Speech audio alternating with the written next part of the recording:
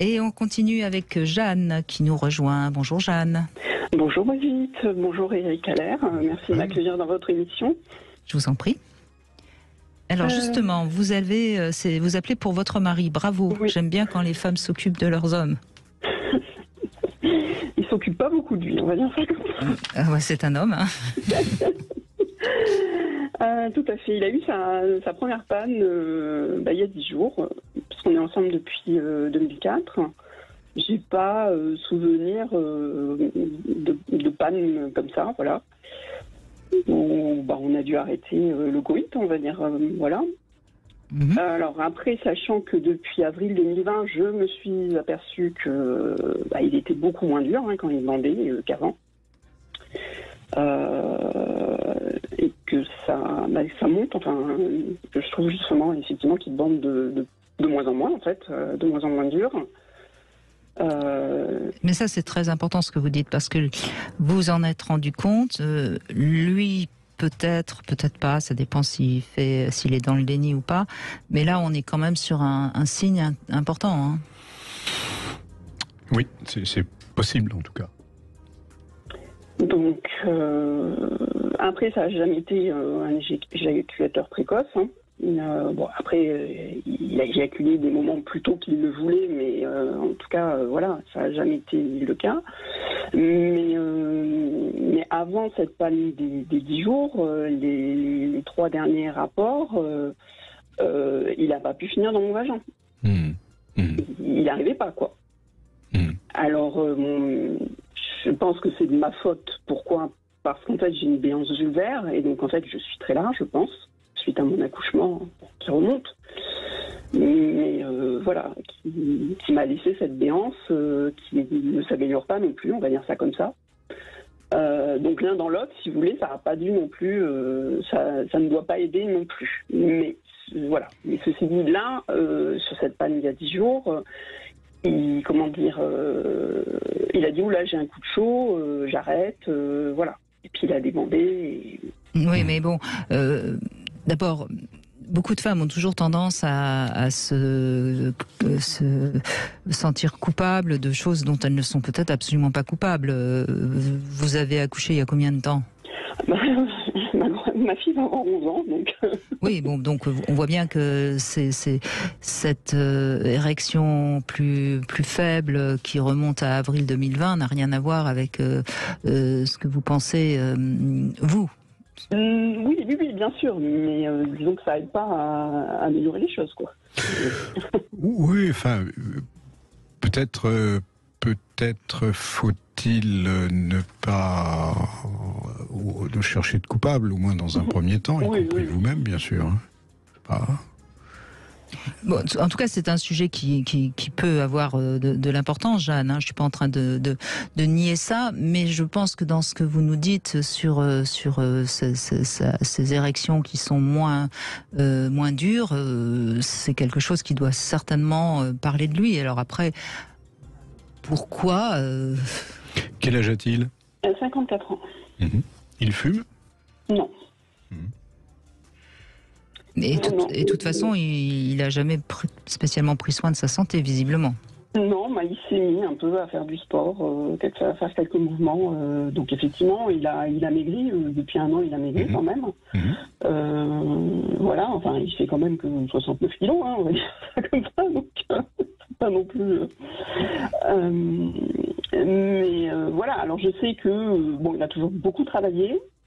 Là, je sais qu'il est plus préoccupé que d'habitude, parce qu'il commence un peu à en avoir marre de son travail, etc. Mais moi, je ne sais pas trop comment aborder le sujet, parce que ça a toujours été un peu difficile de communiquer avec lui, et puis c'est un grand ézo. On va dire qu'il marche un peu comme en cocotte minute, voilà. Ouais. Donc, du coup, effectivement, moi, même si je lance des hameçons, il va pas forcément y répondre ou y faire suite. Donc, du coup, après, j'ai bien retenu Monsieur Heller, que vous aviez parlé de l'érection du matin, de la masturbation et du rapport. Donc là, on n'a parler typiquement du rapport. Les réactions du matin, je vous dirais, je ne sais pas trop, parce que finalement, on est en décalé. On est en décalé en termes de lever. Et après, je pense qu'il met plus de temps à se masturber qu'avant. Voilà. Oui. 50 ans, c'est un moment dans la vie, aussi bien dans la vie physiologique que dans la vie affective, que dans beaucoup de choses. Donc, ce que vous décrivez quand même, il y a une convergence quand même. Il me semble. Brigitte, vous êtes d'accord, hein, oui. C'est pas quelque chose qui survient de manière isolée. Donc, c'est quelque chose sûrement à quoi vous allez être confrontés l'un et l'autre de toute façon. Et je ne veux pas du tout, mais peut-être de plus en plus. Donc, à un moment, il faudra effectivement, comme vous tentez de le faire, hein, d'ailleurs très très bien, prendre la question. Est-ce que, pourquoi ne pas considérer que l'angle de la santé, après tout, est un angle assez facile, puisque vous pouvez tout à fait légitimement, lui, à juste droit, lui dire que peut-être il y a dans tout ça un problème de santé, un problème de santé physique, un problème de stress professionnel, mais qu'à 50 ans, il est bon de faire un bilan. Bah oui. Jeanne, on sent bien, hein, vous avez peur de communiquer avec lui. Quelles seraient les raisons réelles qui font que vous avez peur? Vous avez peur de quoi? Disons que je vous écoute assez souvent. C'est gentil, merci. Voilà. Donc j'essaie effectivement de prendre vos conseils, de les appliquer. Mais dès le départ, en fait, ça a toujours été un grand taiseux. Et moi, je suis un peu un volcan, on va dire ça comme ça. Donc, du coup, il n'apprécie pas du tout. Donc j'ai essayé de me poser, de parler en jeu. Pour débloquer un certain nombre de situations qu'on a rencontrées au cours de ces années. Et j'ai pas vu d'évolution, si vous voulez. Il n'a pas pris les choses en main, il ne m'a pas écouté encore. Dernièrement, en juin, j'ai eu une discussion avec lui en lui disant je veux plus de ton aide. Finalement, ça revient, parce que vous en avez reparlé récemment, à l'intimité. Voilà, on manque d'intimité, puisqu'il travaille beaucoup. Quand il rentre, il a besoin de décompresser. J'ai bien compris, du coup je me mets en retrait. Mais il ne va pas sortir de sa caverne, on va dire. Et d'autant plus là où il est plus préoccupé que d'habitude, quoi. Mais c'est difficile, de toute façon, de faire évoluer un taiseux, Jeanne. Donc c'est pas vous qui êtes fautive. Mais en même temps, vous vous êtes rencontrés, choisis, peut-être pas par hasard non plus. Peut-être qu'au fond, il est content d'avoir en face de lui une femme qui exprime beaucoup et qui, et même s'il ne sait pas. Elle exprime beaucoup, non. J'ai arrêté, justement. C'est ça le problème.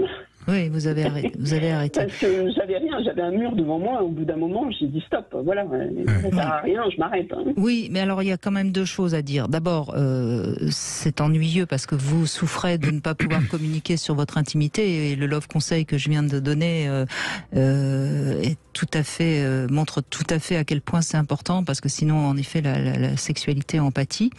Donc ça, je pense quand même qu'il faudra plus ou moins essayer de peut-être, pourquoi pas, de lui écrire si vraiment vous avez du mal à lui parler parce que vous avez l'impression de parler à un mur. Et c'est vrai que c'est très blessant de parler à quelqu'un et d'avoir l'impression qu'il ne veut pas nous écouter.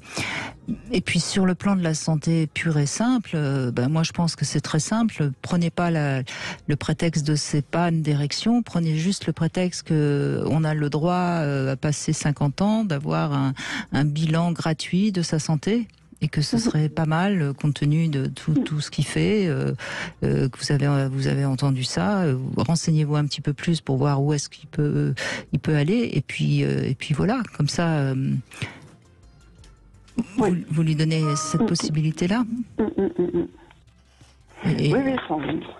Et là, vous évitez de vous confronter à votre peur de parler de votre intimité, etc. Et puis sortez-vous de la tête que vous avez votre part de responsabilité.